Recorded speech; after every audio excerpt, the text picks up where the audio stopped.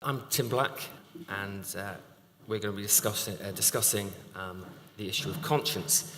Now, over the past few years, I think there have been a kind of steady stream of cases where people have been sacked or prosecuted for discriminating against others, usually in the act of providing a service.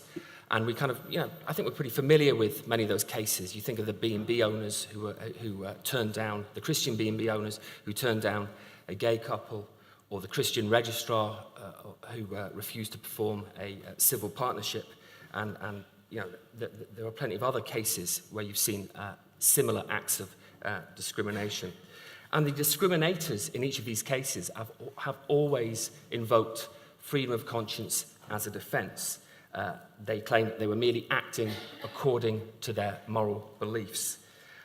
So I guess the questions are raised. Why should we defend discrimination? What if people's moral beliefs are not particularly moral, certainly in some people's eyes? And ultimately, I guess, why is freedom of conscience so important? Now, to answer these questions, we've got a fantastic lineup of speakers. I'm going to introduce them in the order in which they're going to speak. So on my far right, I have Frank Furedi, who's Emeritus Professor of Sociology at the University of Kent and the author of many books, notably in relation to this session, On Tolerance, A Defense of Moral Independence, and most recently, the author of What Happened to the University, a sociological exploration of its infantilization. And then speaking second will be Emeritus Professor Roger Trigg, who's also a senior research fellow at the Ian Ramsay Centre at the University of Oxford. And speaking last, to my left, is Jodie Ginsberg, who's the CEO of Index on Censorship. So without further ado, Frank. Hello, everybody. I'm delighted to be here because conscience is one of those issues that touches all of us. It's something that we're all aware of. I think conscience is what keeps us awake at night when we are aware of the moral dilemmas that confront us. For years, I've been thinking of writing a book on conscience, but I always left it aside. And looking around the world today, I think it's no longer something that I can postpone, because really today is the first time in Western history that conscience is explicitly and self-consciously being challenged and criticized and delegitimated by a number of quarters.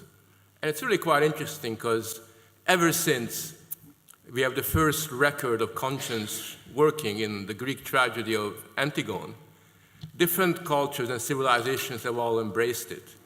Philo of Alexandria was the first Jewish person to incorporate conscience into the Judaic tradition. If you look at Christianity, read something like St. Augustine's Confessions, you will find that there are hundreds of references to his struggle with his conscience, how he's going to live with that. You kind of move on to Luther, and his emphasis on the authority of the self is really a major breakthrough in understanding the importance that ultimately the authority of our inner voice needs to take precedence over the external pressures that come to dominate us. And of course, once you get to the humanist, more liberal traditions, particularly with Kant, Spinoza and Kant, you really have a powerful embrace of the idea that conscience, the exercise of conscience, is absolutely the precondition for the cultivation of our moral self, for the cultivation of our moral agency. And that is something that we often forget when we have different views about different ways that conscience is exercised.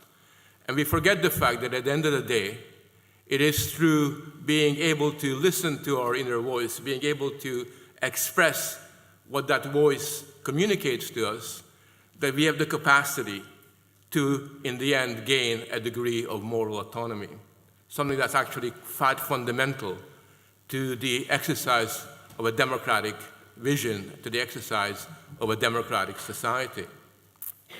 Now, in today's conditions, we find that there are very powerful impulses and very powerful arguments that are exercised against conscience. And in particular, one of the most disturbing developments that I've experienced is the kind of shift in the imperative of censorship away from what you think to the attempt to pathologize what you think. And increasingly, in the 21st century, you will find that the domain of private thought, the domain of our internal beliefs, are becoming subject to a powerful trend towards trying to colonize it, towards trying to put it right, that somehow there are beliefs that you must have, not act in a particular way that society expects you, but you must even have the beliefs that are expected of you. And if you don't share those beliefs, then you basically are outside the pale of the community, that somehow we have a situation where unless you believe in accordance with a particular correct way of seeing the world, then you face a very major problem. And it's particularly ironic because we have this world where diversity is increasingly sacralized as this dominant value that you all sign up to. But just at the very moment when we celebrate diversity on paper, in practice, our society and American societies have become totally estranged from the idea of a diversity of opinion. Having the right beliefs is increasingly mandatory. One of the things that I do, unlike you who have an active social life, and you go out on a Saturday night, is I stay at home and I read the value statements and mission statements of universities and other institutions. I try to kind of gauge, how they make a moral sense of the word. And one of the things that I find very interesting is that increasingly these so-called value statements are explicitly directed at people being able to think in accordance with their conscience, but also obviously act. Let me give you an example of what I'm talking about. Take the statement made last month by Chancellor Ronnie Green of the University of Nebraska. He was welcoming the students to campus this year, and he made a little kind of speech about what the values of the university were. And although he mentioned free speech in passing, they all mention free speech in passing before they get to the qualifier, but he then went on to say that his university is devoted above all to celebrating the value of diversity. And he then went on to say that the value of diversity is not something you can pick and choose. It is absolutely mandatory if you're a member of the university. Or as he put it, our beliefs in diversity and inclusion are not negotiable. It's an interesting idea that your beliefs or our beliefs in diversity are non-negotiable. What he's really saying is that for some reason, you have an individual like myself who doesn't go out every weekend to celebrate diversity and put it on an altar. You are not part of that university. It's a mandate, it's a non-negotiable. In fact, very often, university authorities and other people often use the expression that we have zero tolerance towards certain kinds of beliefs. Zero tolerance. So if your conscience tells you to think along a particular lines that contradicts the universities or another institution's value statements, we will have zero tolerance towards that. And that, I think, is a very important development. What's also a very important development is in many institutions, particularly in the United States, but it's also now happening in parts of Europe, we're increasingly interested in censoring, or at the very least, managing the thought of people. In the last few decades, what you think, what you really think, even when you don't know what you think, has become a subject of external regulation. Take the concept of microaggression, which has emerged in recent years. One of the interesting things about microaggression is that it's based on the assumption that what is a real problem in our societies is not what you consciously do to another person, but what you unwittingly signal to that other person. In other words, your unwitting thoughts, you're not even aware of them. They are aware of them because they're very intelligent people, and they can see you inside in terms of your mind. So they're aware of your unwitting thoughts, and therefore, the minute that somehow your unwitting thoughts has been isolated and defined, they can become a target for aggression. And we now have a situation where in many universities, for example, in the United States, when you go to college, one of the first things you do is you go to an anti-bias workshop. You basically thought what kind of thoughts you're allowed to have. And as we kind of delve more and more into people's internal life, so it becomes a matter of public intervention, and your conscience is actually given very little space to be exercised. I was horrified, as I'm sure many of you were very recently, when you heard the case of this couple who were fostering a child and who made this terrible mistake of telling the social worker that that they wanted to adopt the child because they thought the child should have a mommy and daddy. I mean, what a horrible thing to say. How unimaginable that your child should have a mommy and daddy. What kind of world do these people live in? Was probably the thought that went through the mind of the social worker. And because this unfortunate couple expressed those thoughts, which were very much in line with their conscience, they were told that they were not going to be able to adopt this child. Now just pause for a second. If we now live in a world where you gotta essentially censor every intimate aspect that comes from your imagination, from your conscience, if your inner voice becomes something that you're continually forced to curb, I think what we're saying here is that conscience now becomes something that we no longer take seriously, and that's why this particular meeting is so important.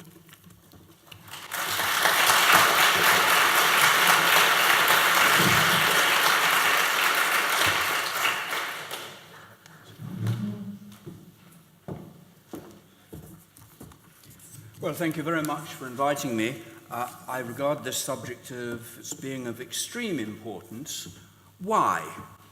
Well, conscience is the very root of democracy.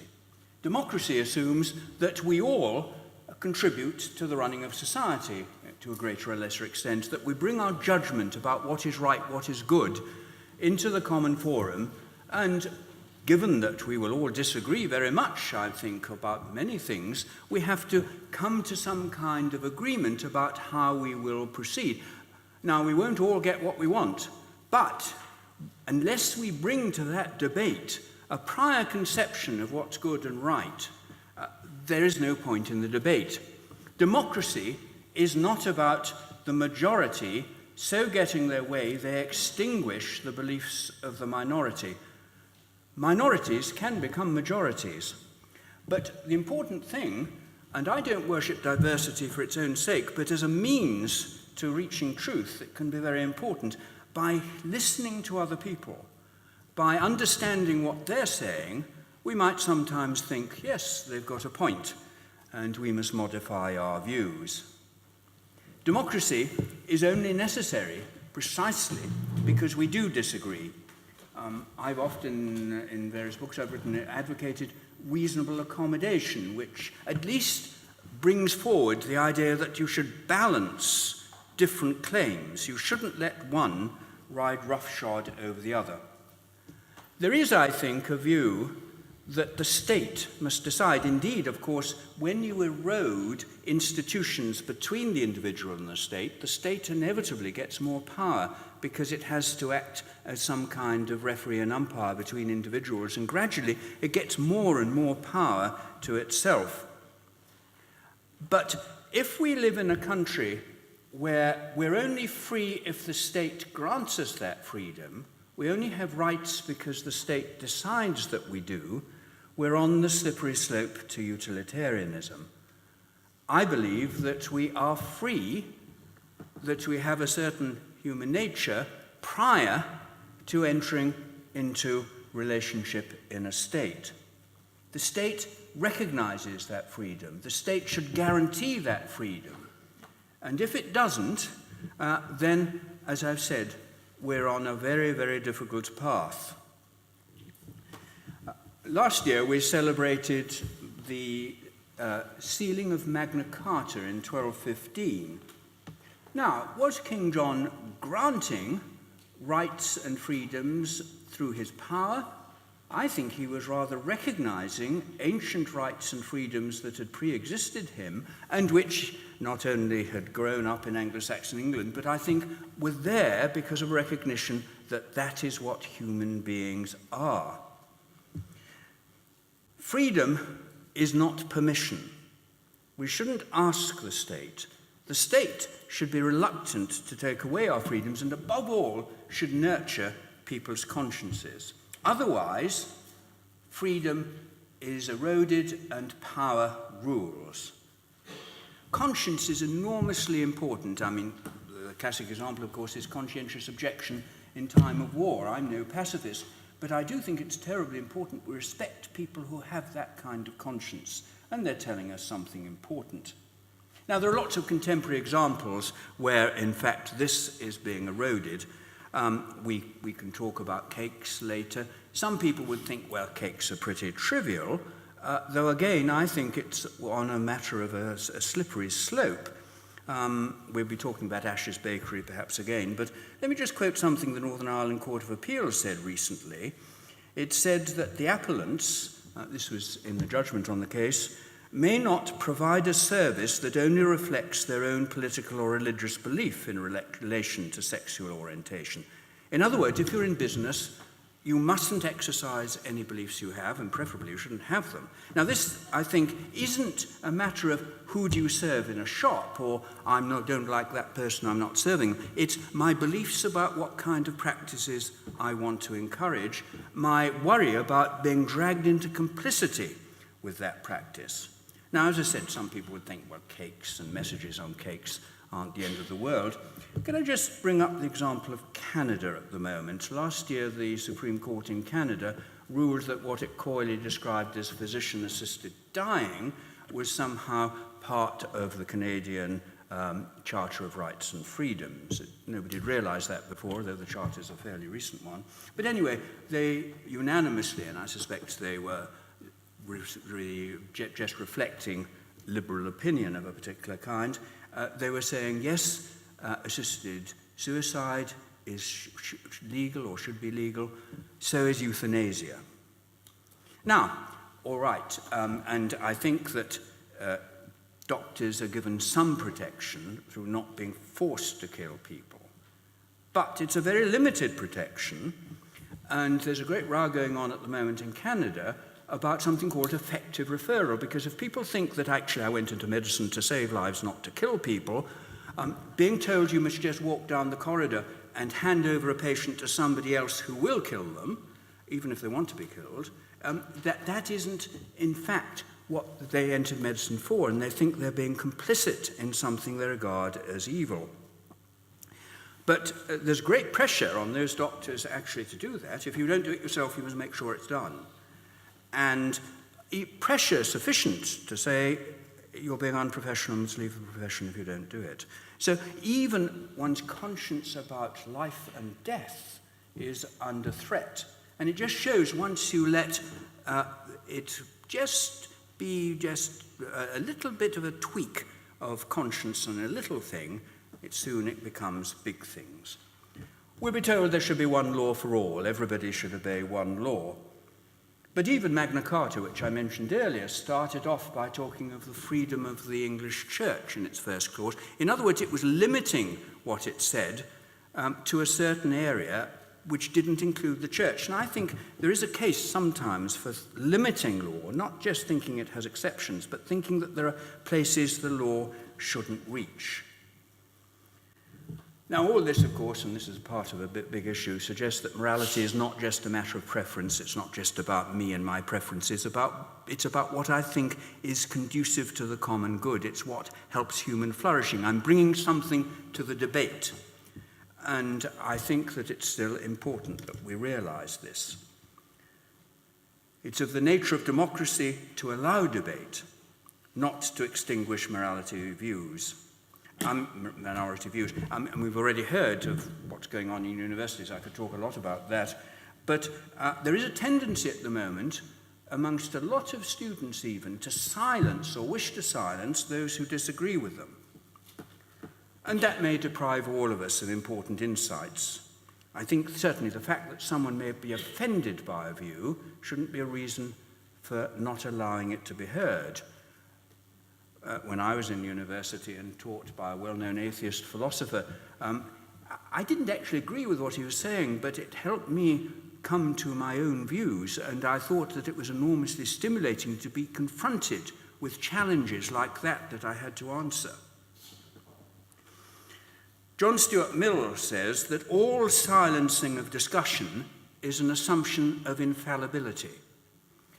And indeed, unless you're willing to listen to other people, and unless you're willing to think that perhaps I can learn something from them as well as tell them something, then there's no point in discussion. Indeed, there's no point in talking to one another. I think an unwillingness to respect conscience and to respect beliefs in the end results in the demise of democracy. Now, one thing about this, and there are problems, is just not everything I say matters to me can be regarded as a terribly important point of conscience.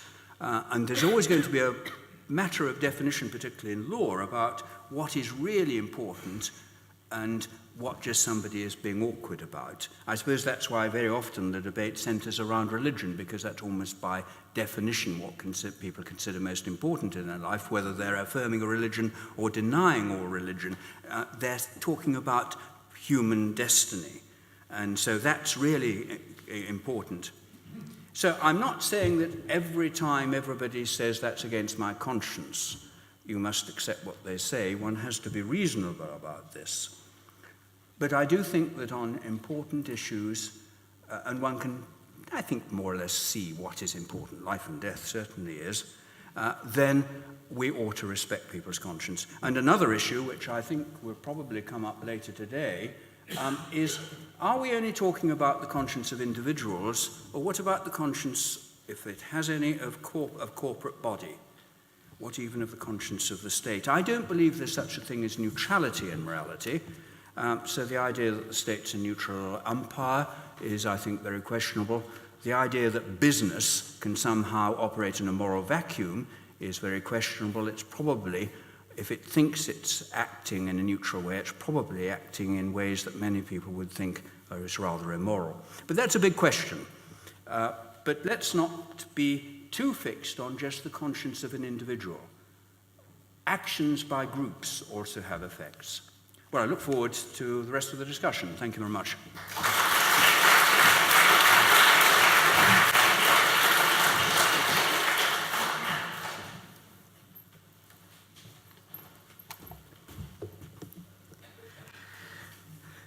Good afternoon.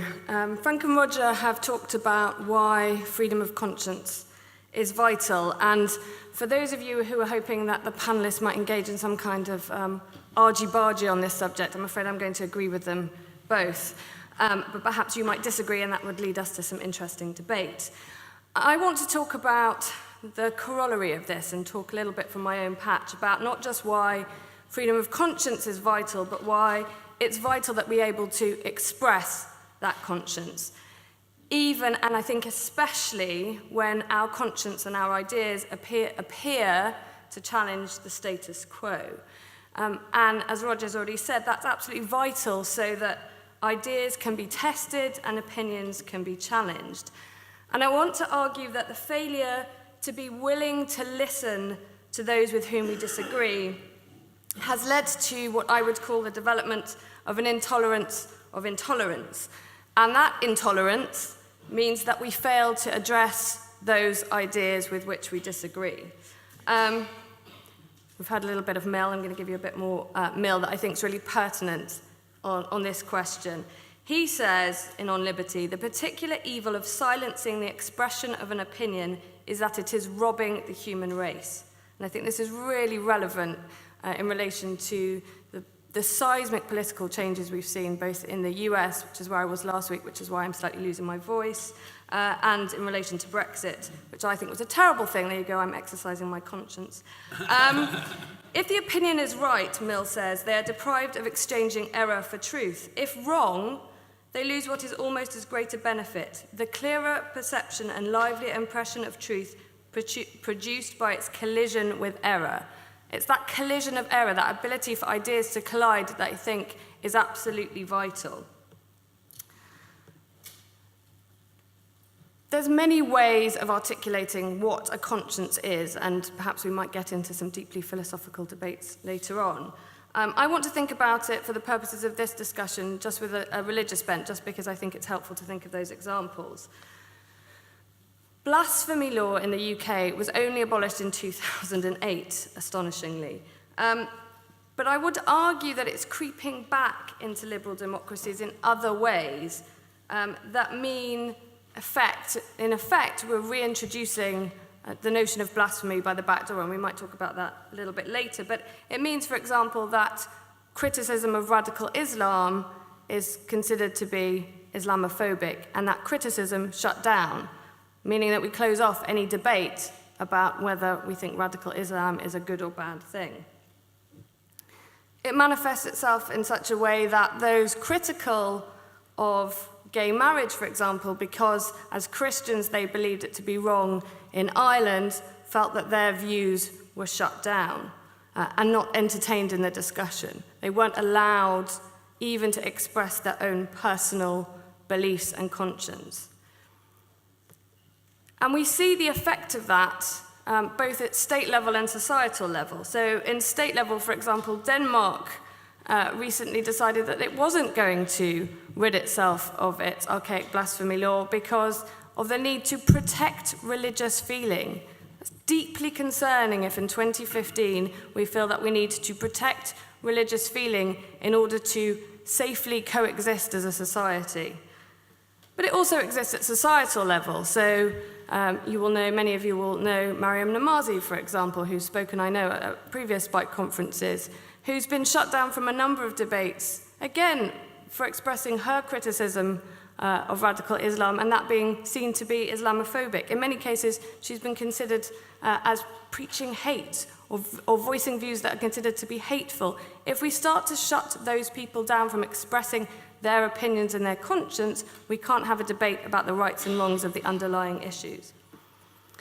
And then, of course, that societal wish for us to protect one another from offending one another's feelings in the name of conscience then gets encoded by higher powers and higher bodies. So, notably, our favourite love-hate figure, Tony Blair, for example, recently, in his position in the EU Council on Tolerance and Reconciliation, discussed, for example, the possibility of criminalising prejudiced speech as group libels, and perhaps that we ought to have EU-wide regulation that said denial of Holocaust should be illegal. These are the kinds of encoding that mean that effectively we introduce blasphemy laws by the back door, and the ways in which I think we need to defend freedom of conscience, not just as our right to think privately in the privacy of our own homes, but the vital need for us to be able to voice that inner voice externally so that we can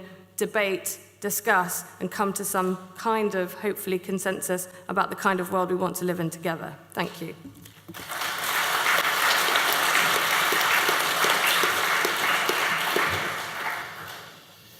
Now, in the spirit of John Stuart Mill, who a couple of speakers have already mentioned, it's your turn to confront the errors of the panel.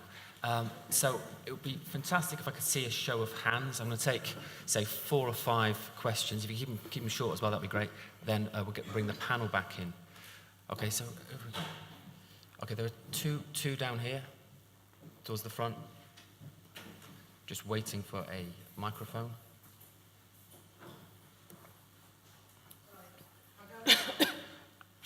Yeah, you've got quite a booming voice. Quick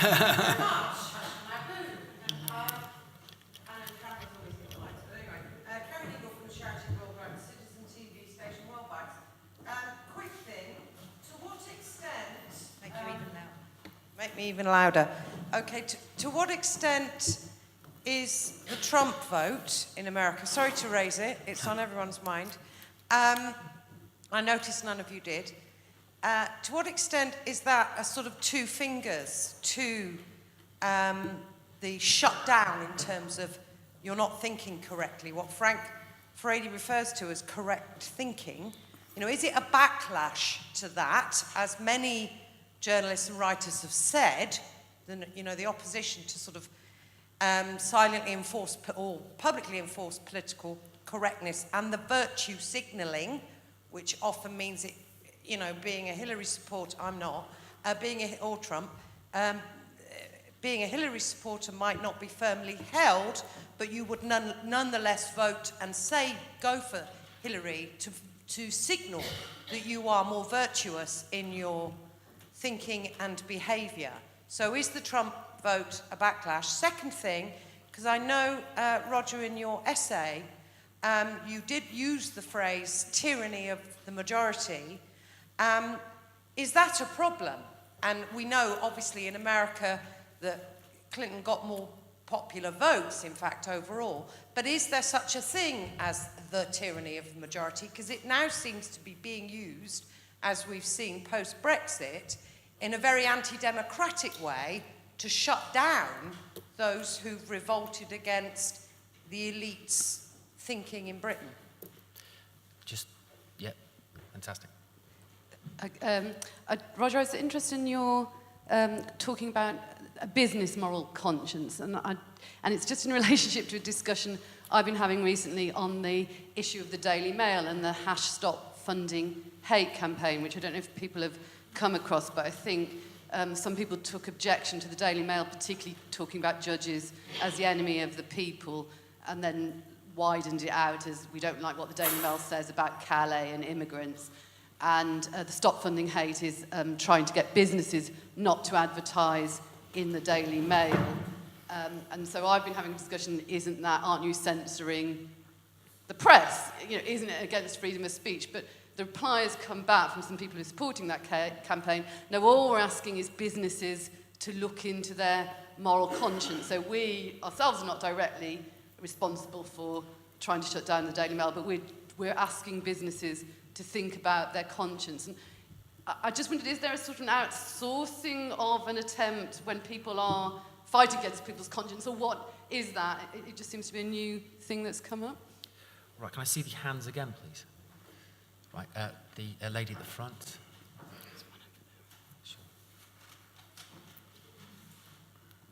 Hi, just to cap on something that this lady said about the tyranny of the majority, isn't this now happening with anyone who's got any anti-Zionist views being condemned as being anti-Jewish, which is not the point, because there's plenty of Jewish people who are also anti-Zionist. And it's something like 20 years ago my brother used to talk to me about, and then you say, oh, don't say anything, people think you're anti-Jewish. So isn't that happening now with what's everything I read in the papers? Thank you. There is a lady, second row from the back. Yes, it's a question for Roger, again about your posing the idea of a group or business morality. I wonder if you could say a bit more sort of on what grounds you would want to make that distinction, because I'd always thought morality to be the most universal category, and therefore the group, if you like, to which it would apply would be the most universal group, namely humans. So I don't quite see why you make that distinction of businesses having a separate morality. And there was a gentleman. Hands again? There we go. I'm Chris Humphreys. There's a tension in what Roger said between being able to spot what the big issues are, like life and death, and then previously when he expressed the worry about the slippery slope, the idea that small things can become large things.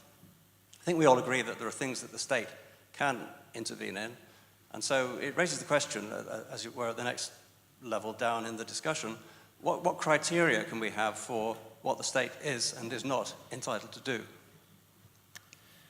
Right, Roger, given that quite a few of those questions were directed at you, if you'd like to come back. Yes, could I just start by talking about the phrase the tyranny of the majority? I think that this is very much linked with the growing tendency towards a relativist view of morality. In other words, there is no such thing as right or wrong, it's just a subjective preference. But then you realise that we've got to live together in a society, and so you think, well, it's what's right for us, what we think, whoever we are. I mean, there's a question of definition there. But then society, therefore, has to enforce its own conventions. To be a member of a society, you have to think like that. Now, I think that there are truths, particularly about morality and particularly about human condition, which was just mentioned, which certainly lie beyond people's beliefs, and I think majorities, even whole peoples, can sometimes be wrong. I mean, think of slave owning, for instance. So I think that it's very, very important that people can stand against the majority. Nonconformists are not always wrong just because they're out of step with everyone else. Could I just as well talk about the whole issue of diversity and Trump actually standing up and, I think, deliberately antagonizing people by being politically incorrect. He knew what he was doing. I think this keys into a very deep feeling in the United States at the moment. I was there recently, where particularly in universities, conformity is being, we've already heard something about it, it's being enforced very much. I was hearing statistics about the fact that even amongst faculty in universities in the United States, they find that about 80% support the Democratic Party now. If you're an evangelical Christian and known to be such, you're going to have a difficulty getting a job in many universities. People think we don't want somebody like that.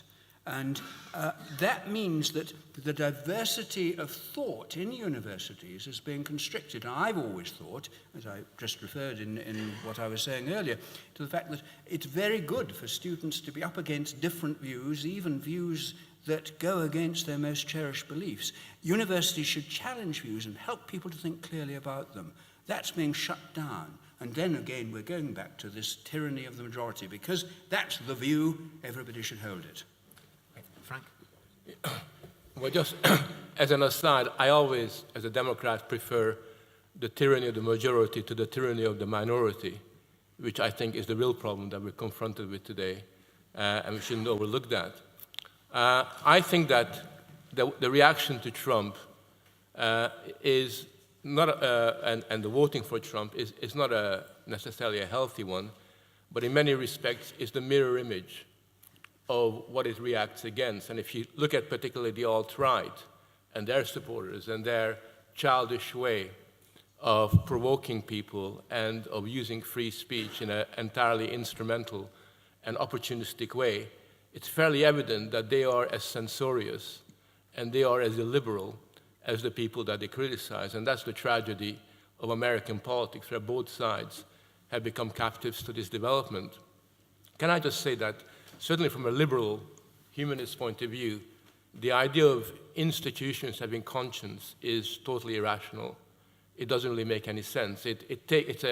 Unless you're using conscience as a metaphor that you take away from the individual and you apply it to an institution, I also think it's a dangerous irrationality, because what it does is it actually takes attention away from what is truly, really important, which is the capacity of individuals to think in accordance with their inner voice, and as Jodie was implying earlier on, also to give an expression to that, to express themselves in line with their inclination. It's a way that we take moral responsibility for who we are.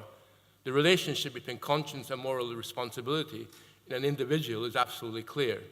In relation to organizations, unfortunately, it becomes rather confusing. And I think that's one of the important innovations that occurred with the rise of liberalism, of a more self-oriented consciousness, that the claims that organizations make to be the policemen or the guardians of conscience, I think was called into question. And I think we do need to move on And I would advocate wholeheartedly that we explore a more liberal conception of conscience rather than one that is sort of rooted within institutions and organizations. Could I just very quickly say that, of course, the problem is, do individuals have to leave their conscience behind when they start to run an institution? I think that's where things get tricky. Well, it's tricky. I mean, the point is, you gave the example, if a doctor has got a problem with conscience, then, that doctor can exercise their conscience by finding a different profession. I do think that there are limits. The point is that, for example, I'm a big advocate of the right to choose, and I'm also a big advocate of allowing doctors to be able not to do an abortion, to act in accordance with their conscience. I think both of those are really quite important. I also believe that if you work in a public hospital and you don't want to commit an abortion as a doctor, that's fine. You should exercise your conscience, but you shouldn't stand in the way of a woman having an opportunity to gain that. And I do think that, we're confusing conscience with your capacity, with an ideology, which I think is a different discussion. I'm always presume in favor of people's freedom to be who they want. But when there are contradictions, then I think their moral self has got to give guidance. And in some cases, I, as a doctor, would then choose to maybe become, a golf instructor. So if you have Can I? Wait, Yeah. Jodie. Yeah, so I'll go through them quickly as I can. Is the Trump vote a backlash? So my first thought about that is I'm really now quite tired of kind of trying to find a single answer to, why Brexit, why Trump. It's complicated, and I think it's much more complicated than simply a backlash against all of these things. That might be an element. I think one key thing is he just sounded different, and that people liked that, and it's, and I think the sounding different is about sounding like someone who voiced things that other people were not feeling that they could voice. So back to our point about, giving people the opportunity to express some of those opinions so we can discuss them potentially means that individuals who suddenly sound radical by saying things that other people feel they can't say means that he wouldn't have got in. Can a business have a conscience? I don't think it can have a conscience, but I think it can have values. And businesses are entitled, just as individuals are, to have values and express those values. And we as the consumers are entitled to put our money wherever we like. And if we decide that a business doesn't have the values that we would like it to have, then we can choose to put our money there or not. But you can't force other people to do the same thing. Is there equivalence between anti-Zionism and anti-Jewish? I think there is, but I don't think it's just confined to Judaism. I think there's an equivalence between criticism of radical Islam, as I said, and you being Islamophobic. I think criticism of the behaviors of individuals with religions is often allied with criticism of that religion, and it's a really dangerous development that we have to resist at every step.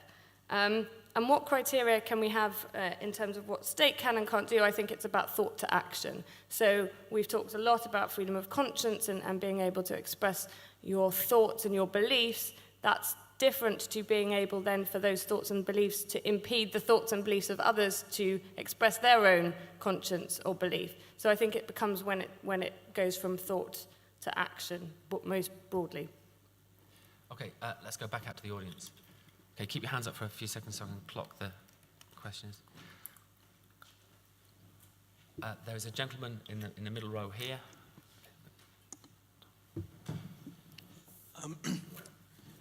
Just coming back, Thomas Chaco, I'm a barrister. Just coming back on the institutional conscience, but also on how that plays out with medicine and not getting in other people's way. Looking at some of the academic commentary on doctors exercising rights of conscience, one of the things I found quite interesting is that they tend not to assume that the choice is between the doctor being employed or the doctor carrying out the abortion. They tend to assume it's the choice is between the doctor putting their conscience to one side or following their conscience. And in fact, that may often be the choice, certainly with the development of euthanasia, because the Canadian doctors, there'll be a very strong, it's very difficult for them to leave medicine at this point, the ones who've already built their career. And I think one thing which this flows into as a danger is, do you actually want to encourage your professionals to be the kind of people who can put their conscience to one side and do what they believe to be wrong? Because we tend to not, when accountants did that, we ended up with Enron. When soldiers do that, when they say, well, I'll put my conscience to one side and ask instead, what are the rules? You end up with Nuremberg. It's dangerous for everyone to encourage professionals to be the kind of people who forget about right and wrong, but just obey professional standards. You were saying on whether an institution can have a conscience. One way this is playing out, I think, at the moment, as you look at, which I'd like to know what you think about, is Catholic care homes in Belgium and the Netherlands, and whether or not they can refuse to allow euthanasia to be carried out on their premises. Because if they can't, then no old person who can actually go to a care home where they know the staff oppose euthanasia. And I think this is an area where freedom of conscience is strongly related to freedom of association. That it's all very well saying we need freedom of conscience or people are going to be driven out of public society, but they're also kind of driven out of wider society if they're not allowed to form associations according to their ideas. Okay. Towards the front, the gentleman in the NEC T-shirt. Yeah, my voice is a bit knackered. Yes, originally the question I wanted to ask was about the size of the state. And when the state gets to a certain size and crushes private institutions, it then becomes possible to impose a single morality. And it seems to have been developed already. Frank seems to take a disdain towards doctors who refuse to carry out abortions. Well, if you really hold that, that means the end of the National Health Service, because there are so many Muslims, Catholics, Jews, etc. in this country. They will abandon. I will refuse to pay my taxes on that principle if religious doctors are treated in that manner. But also we will go out and form our own institutions. Something about America is the number of Catholic hospitals and Jewish hospitals, which really isn't present in this country. Now, if you have a universal national health service, you must accommodate the religious within it, and saying, go and find another job, really isn't the done thing if you want a national health service. And also I noticed, just an amusing aside about the chap from Oxford University, that actually used to be a Catholic university, admittedly a long, long time ago. And something I've noticed is actually the rise of Catholic universities in this country, which when I was applying to university, I wasn't even made aware of. But now you have St. Mary's, Roehampton, Maryvale, a few others. And so basically the question is about the size of the state. That is the repression of religion due to the size of it. Okay. I mean, the BBC, in your case, would be an example of imposing one view from the state broadcaster because of its sheer size. Okay, just along the row. The discussion about conscience has mostly been about objections to people whose consciences we disagree with, or the majority disagrees with. That is, I disagree with what your conscience says, whether it's about abortion or euthanasia or so on. It occurs to me that conscience is sometimes attacked in another way by people kind of on the same side. And the American election is a good example of that, because I think on both sides there were large numbers, perhaps a majority, who really didn't like their own candidate. And who would rather have voted elsewhere. And I noticed on both sides also a dynamic of some people saying, well, you can't put your own precious sensibilities ahead of the hard realities. You know, if you don't vote for Clinton, Trump will get in. And on the other side, if you don't vote for Trump, Clinton will get in. And we shouldn't forget that for many people, Clinton was the worst case scenario. But I think it occurs to me, if everyone had actually voted with their conscience, then whoever had won would have had a greatly diminished mandate. And that would have changed things in a rather different way. So maybe I'm wondering if we should be more sympathetic to those people who do have precious sensibilities, who are kind of delicate about their own conscience and not willing to go with the kind of hard logic. Because when you go with the kind of hard reality, that tends to mean going along with some kind of consensus that hasn't necessarily been very well thought through. So maybe as a kind of culture, maybe we should see more virtue in being the kind of conscientious outlier rather than seeing them as a kind of inconvenience. Okay, thank you. We'll go back to the speakers. Yeah. Frank? No, I think you misunderstood what I've said. I have often defended doctors who refuse to carry out abortions on grounds of conscience. And I've been involved in many debates where I was the only person that says it's utterly wrong to force a doctor to act against their conscience to provide abortion. But at the same time, the other side of the argument is that that doctor has got a responsibility, and certainly the institution has got a responsibility, to make sure that the woman who needs an abortion gains access to it and doesn't stand in the way of that woman exercising her conscience.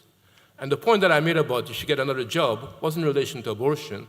It was in relation to the problem of suicide, where it's claimed that some doctors, it's not simply the case that they cannot kill somebody because it's against their conscience, but they will want to stand in the way of that being performed altogether. And it seems to me that we in this meeting have got a choice. We either take conscience seriously, not in a selective manner, not just simply talk about our own conscience, but also recognize that there are other people there who are also acting according to their conscience. We might not like that a particular individual wants to end his life prematurely. We might not particularly like that somebody, because we're anti-abortion, we want to have an abortion. But at the end of the day, if we take what I see as a genuine liberal approach towards conscience, then we act in accordance with that. And many of the conflicts that emerge can be resolved. We have to remember that there are limits to the acts of conscience, and the limits have always been that it doesn't interfere with the life of another person. In other words, you and I can exercise our conscience, but not at the expense of somebody else. I mean, that's one of the fundamental points that Kant made so eloquently, back in his day. And I do think that there's a danger that far too many people that I know, both religious and non-religious, do take a very selective attitude. They can see that when the conscience of Christians is being violated, they can see that absolutely clearly, and they kind of react against that. But their vision is a little bit blurred when it becomes to the question of the exercise of other people's conscience. And I think we either have a kind of a liberal, non-selective approach to this question, or we become guilty of precisely those flaws and ultimately mistakes that the intolerant majority at the moment is exercising through its institutions. Yeah, the problem with liberalism is, of course, it is a substantive moral position itself. Whether you agree or disagree, whether you're a liberal itself becomes a matter of conscience. So you only just push back the argument one stage further. And we live in a society that's very divided. And I think we have to learn to live with each other. And this is where I think the point about the power of the state is enormously important. If the state comes down very hard on one side of a very complicated moral argument, without any willingness to accommodate the other, we have a real problem. And at the moment, I think the tendency is for things to come down on the anti-religious secular side, without accommodating people who have a very real sense of conscience about things, as we were saying, about assisted suicide and so on. So the question isn't just what do, we decide that democratically, but when we've decided it, do we force people to do what they believe to be wrong? And I think that in a free society, we should respect their views. Yeah, so I want to talk about this size of the state question. In my view, it's not the size of the state, it's the problem, it's the options that the state offers you. So if I take a personal example, I have 2 primary schools near my house. One is a Church of England school, state school, that means that the orders of preference are for children of parents who are religious, Church of England, and then it goes in order.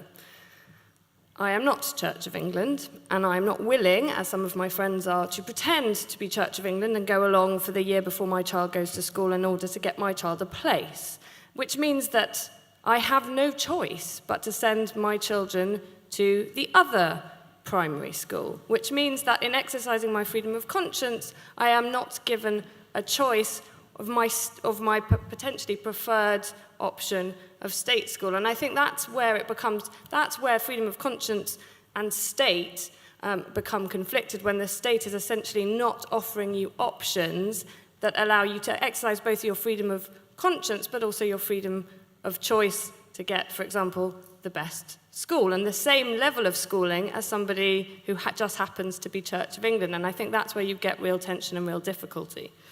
And I just wanted to answer that precious sensibilities question. I don't think we should conflate conscience with sensibility.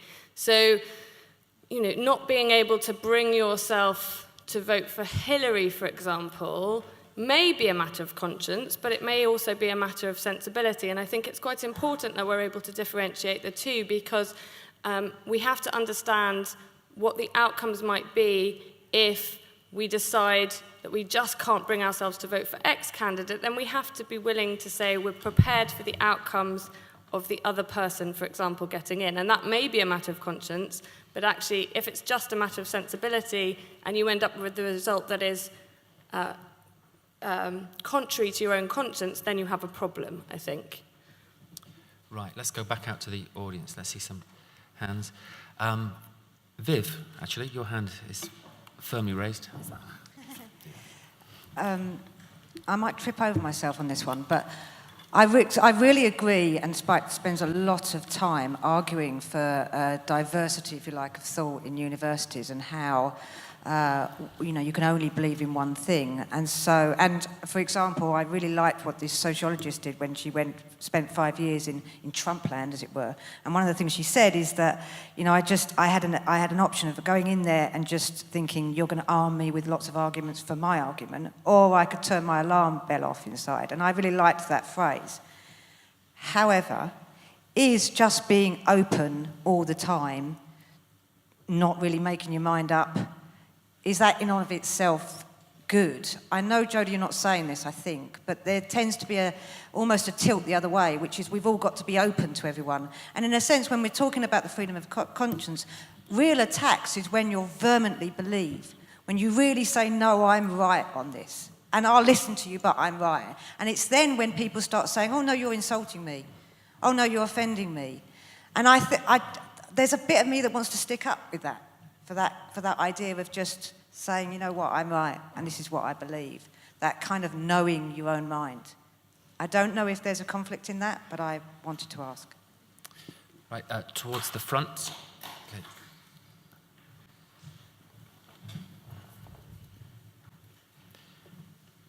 Thank you. Chris Sugden, Oxford Centre for Religion and Public Life. I think we're getting to the point where things need to be carefully nuanced in the discussion. For example, I'm Church of England, and the whole issue of Church of England primary schools is very difficult because there's a recognition that Church of England primary schools are very good. And then, so they get criticised because there are criteria for applying to them. So I think that I have a difficulty with that. The tyranny of the majority, I mean, the US Constitution did actually put in blocks against that because those extra Democratic votes were in New York and California, which were going to go heavily for the Democrats anyway. It was precisely to stop that sort of thing happening, that the smaller states, the rural areas, get enough votes, etc., and California and New York don't decide everything. We are in an age, isn't the word of the year now post-truth? And that's what we're dealing with. It's not just that we can stand for truth, although we should, and those of us who believe there is truth that can be accessed, should continue to speak. But what we're actually dealing with is a society that thinks there are post-truth. And when it comes to the issues of conscience, a couple of us here went to hear Brenda Hale, the Deputy President of the Supreme Court, dismiss conscience out of hand at a lecture in Oxford about 2 weeks ago. But of course the problem is, what do you do with the conscience of those people who think they should kill infidels out of conscience? So there are nuances in this debate, I think, that do require some very careful. I'm delighted the debate's happening, but I think we've got to get to these difficult nuances. Right, there's a gentleman with the glasses just there, his hand up. I think one of the observations in recent times is this new trying to pathologise every opinion. So climate denial seems to be one. So if you listen to some of the world's most distinguished scientists who offer alternative hypotheses as to what causes warming, they're deniers, but you look at the track record. Ditto the same with, in the referendum debate, you find some bizarre, non-existent medical condition called europhobia, where somehow if you were against a set of undemocratic institutions, you obviously disliked everybody on the continent. Again, another bizarre development. And it's the same with Islamophobia, or Christianophobia. Somehow, if you don't agree with unproven theology, whether it's from the 7th century, the 1st century, etc., and the ability to criticise it in its extreme and moderate forms, or even insult it, as some people, some of the more vulgar people choose to do, again, it becomes a non-existent medical condition that the state seems to indulge. So I just wonder, why are phobias going up? And any advice for those of us who are phobia-phobic?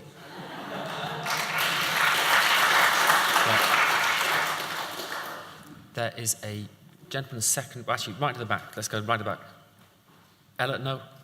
Turn around. Brilliant. Thanks very much. I just want to pick up that last point because I was thinking of raising it because it's a very interesting one, this phobic thing. And I want to ask the panel if it's come in as a result of not an absolute view of human beings, which is the sort of classic religious or classic view. I think Professor Trigg might have been referring to that in his idea of a person, and whether it's a result of a historicist view of society and of people. Because then, if there is a march of history, and you are on the side of progress or not, and Tony Blair made a speech in 1999 at a conference about this, which is worth revisiting, actually, because it encapsulates this. If you're on the side of history, you're on the side of light, you're on the side of progress. Therefore, if you have a view against the groups that march of history is liberating, and at the moment or in recent times it is, and I speak as an ex-60s radical, or maybe still one, women, blacks, trade unions, gays, you can list the litany. And if you're against the idea or the consequences of their liberation, it can't be that you have an argument to make, because actually you're on the wrong side of history. So somehow you must be ill. You must need curing. You must need re-education. And I wonder if the root of this is where you create minorities or majorities or whatever. You then have the people who speak for them and for their rights, so they're wonderfully defending tribunes of the plebs, to use that old Roman phrase. And anyone who speaks against them doesn't have an argument. They are, in fact, because they have no right to an argument, being on the wrong side of history, sick, deranged, and the rest of it. Just to give you an example of how this has happened, Richard Page, a magistrate who was in, I think, the family court, and there was a case that came up, and he said in the sort of staff room afterwards, well, whatever happens, I always think it's best if a child is brought up by its biological parents, if possible, if not a man and a woman. He was sent by Michael Gove's Ministry of Justice at the time for re-education, because that view was obviously a wrong, sick, improper, unacceptable view. Is it that Professor Trigg's first point is the key one, our idea of a person, and that we are no longer persons, we are the consequences of history's march. And if you're on the wrong side of it, be prepared to be run over by its chariot wheels. Okay. Jodie, do you want to? Yeah, so I'll start with the Church of England question. Some Church of England schools might be very good. That's not my objection. My objection is that I don't think it's right that I should pay tax like anyone else and not have a choice of the school that I want to go to, if there is a choice, or just everybody goes to their local school regardless of their conscience, one or the other.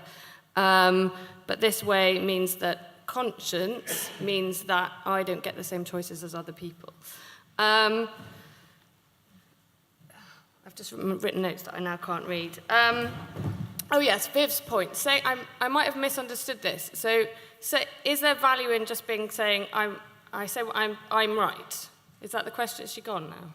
No. Oh, there you are. Is it? But is the question? Is there value in saying I'm right and not kind of being willing to hear the other side?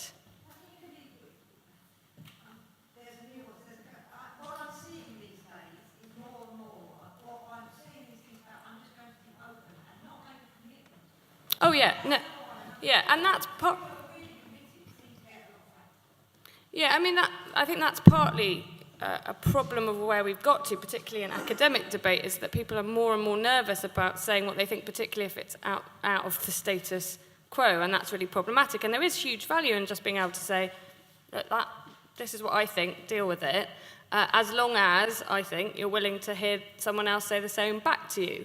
And we've got less good, I think, at being able to cope with that difference and work out how we have a discussion, rather than, me stand over here and shout my opinion, you stand over there, and we stop there, which is what I feel often happens. And we've got less good at just being able to state confidently our opinion whilst being able to listen to the other side. We seem to be good at stating our opinion, less good at then working out how we have a discussion about that without throwing rocks at one another on Twitter or wherever.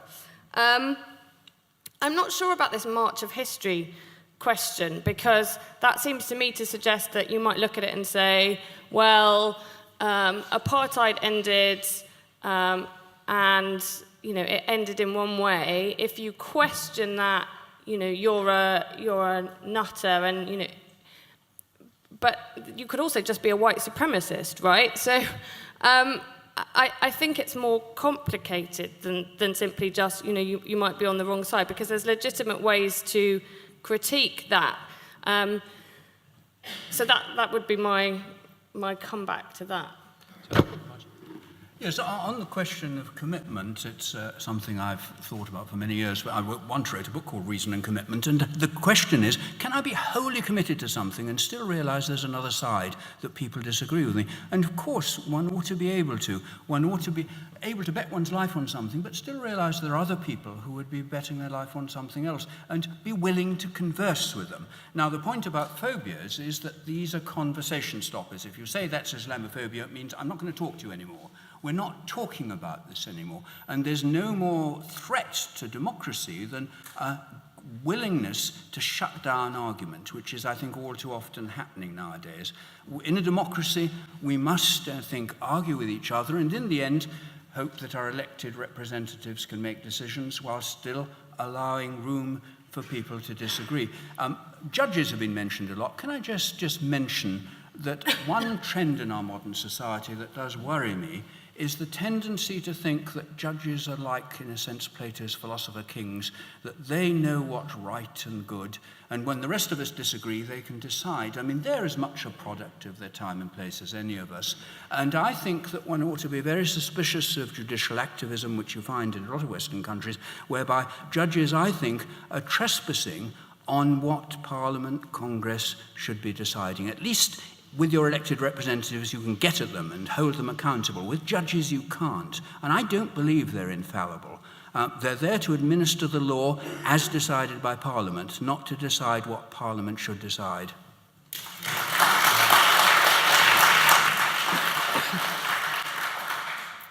Yeah, on phobias, it's very simple. Phobia has become the secular equivalent of blasphemy, because we now medicalize people that we don't like, and phobia relates to this attempt to psychologically degrade the people that we're kind of criticizing. If we're serious about conscience, then we have to recognize two very important things. Number one, whether we like it or not, and in all circumstances, the exercise of conscience comes with a price. And there is no sort of way in which you can always exercise our conscience and believe that nothing is, it will be all right, we don't have to have any consequences to it. I think this is something that human history has shown us, that people who were prepared to struggle in accordance with their conscience were also forced to put up with the fact that they may have had to pay a very serious material or physical or cultural price for that. If you're serious about conscience in the 21st century, it doesn't matter what your background is, whether you're like I am, come from a liberal humanist tradition, or if you come from a religious tradition, I think there's a very easy way, a very easy point on which most of us can unite, which is to basically argue for taking the state out of most moral issues. I think it's, if you really are serious about conscience, then you would be for the decriminalization of abortion and take the law out of that. You would be for taking the state out of marriage in the way that many of these debates are now occurring. Almost all of the issues to do with conscience and clashes about conscience can be resolved in that particular matter. And the more we take the state and the legal framework out of those domains, the more scope we have to act in accordance with our inner voice. And if we genuinely think that that's a good thing, that's what we should be kind of going for. It seems to me that there are societies where, for example, people who are religious, sort of pay taxes for their church. It's part of the deal in Germany and East Europe. Many people do, and I think that's great. And the institutions that they set up, for example, a Catholic or a Jewish care home, is then able to act in accordance with their own religious beliefs in a way that other public institutions cannot be expected to do. I think for most of these questions, there are sensible answers, but the key thing is always to presume in favor of people being able to act in accordance with their conscience. I think that's the key struggle that lies ahead, because let me tell you, if you look at the future, it looks very, very dark as far as the possibility of truly living in a society where conscience is valued can exist. Great. Before Jodie, Frank, and Roger sum up, I'm going to take two or three more short questions or comments. So if I can just see a final show of hands. Okay. The lady in the middle. I don't know that I'm a lady, but anyway. The thing that always confuses me here is that when an individual is when their conscience has been shaped through an attachment to an institutionalized belief, so an individual who identifies themselves as Christian, and that's the formation, the process through which their conscience has been shaped, in a way they have an unfair advantage, because they can form themselves. They're already a member of a pre-existing institution, and there's a recognition there for their conscience because there is a recognition of certain religions as having a legitimacy. But that places the individual who is a secular individual or an atheist in a position where they're entirely by themselves, unless the state is the guarantor of their conscience. So I just wondered how we deal with that, because it does seem to be, there is no even playing field there, is there? Right, and a lady right at the front. I'll preface this before the mic comes by saying that I'm sorry I was late, and this has probably been touched on, and my name is Vera Lustig. It's about the full-face veil. I don't know if this has been touched on. No? I have a phobia about that, and I keep on imagining what it would be like if I were a patient in one of the hospitals where nurses are allowed to wear it. I mean, I think my way out would be to say, sorry, deaf, sorry, need to lip read. Whose rights prevail there, especially as Islam doesn't actually prescribe the full-face veil. Right, and finally, the lady in the middle, Naomi.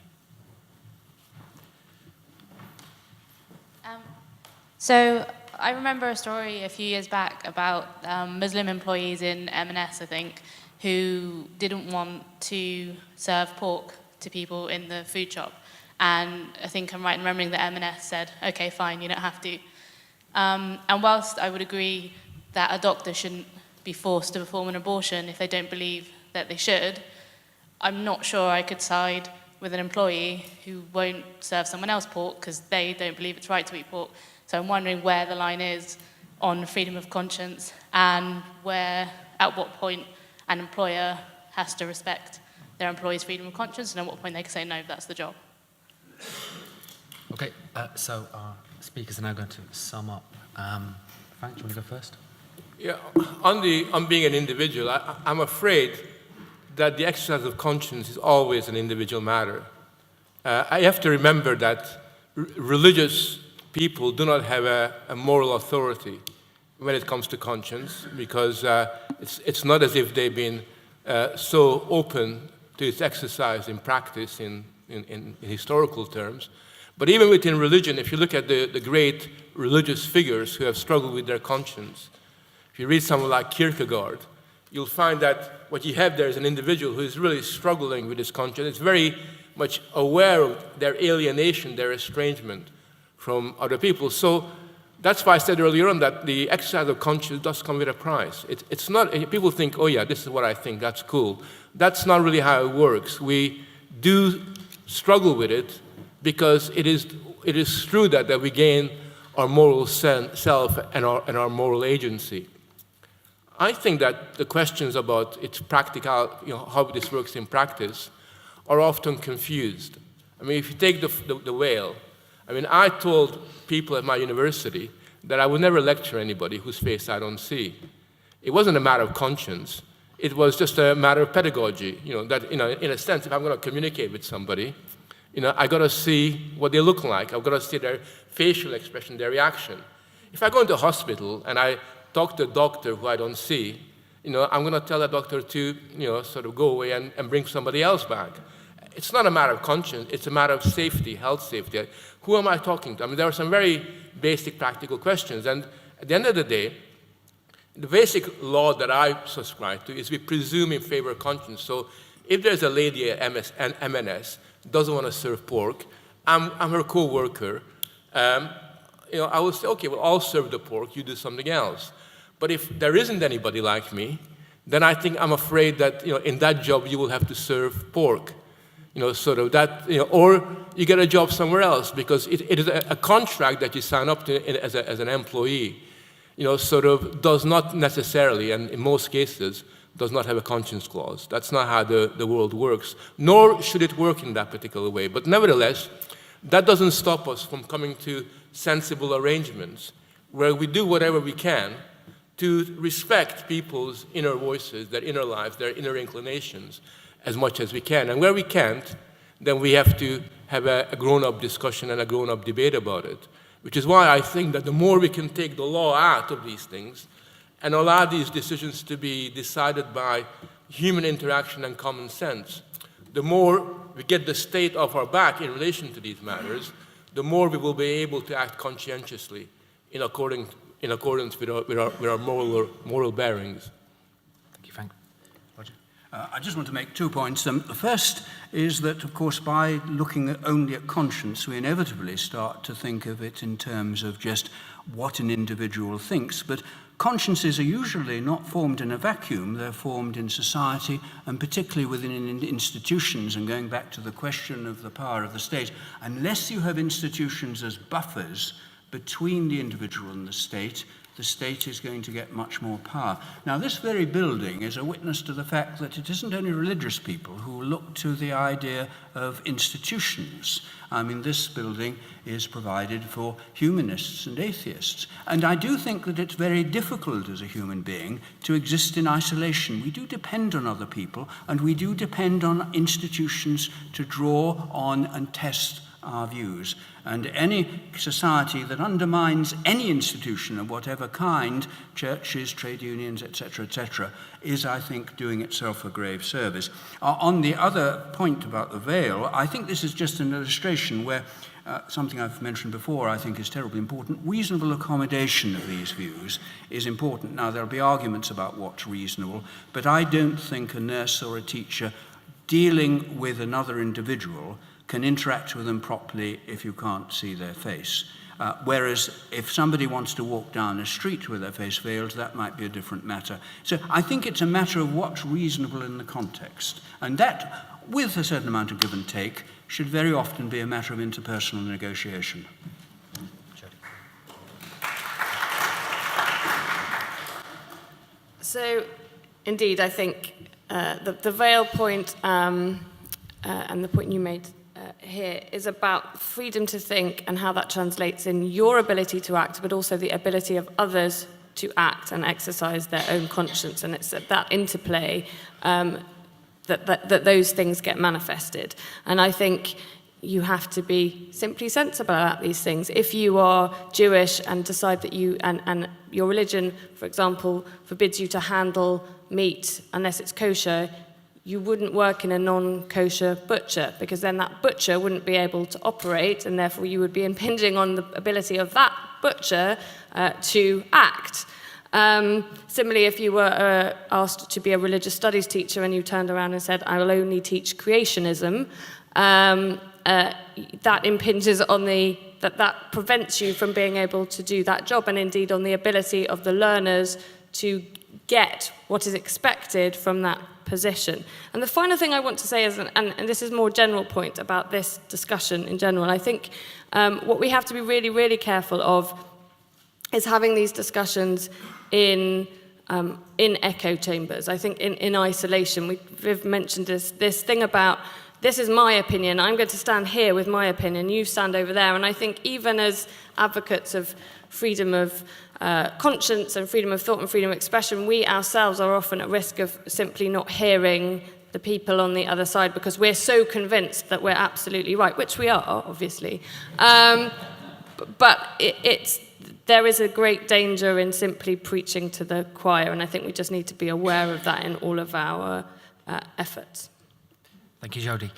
Big hand for our speakers.